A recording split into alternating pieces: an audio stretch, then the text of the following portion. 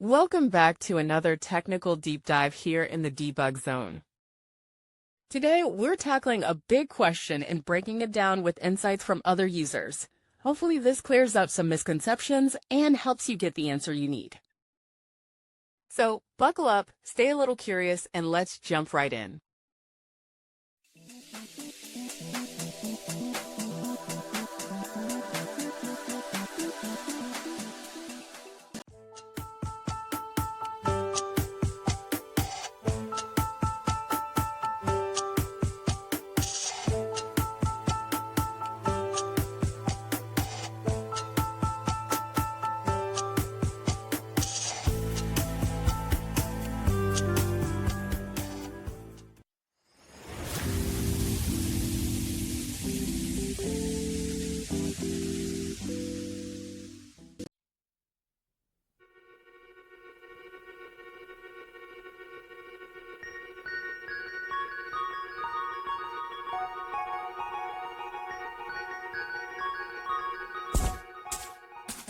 And that's a wrap.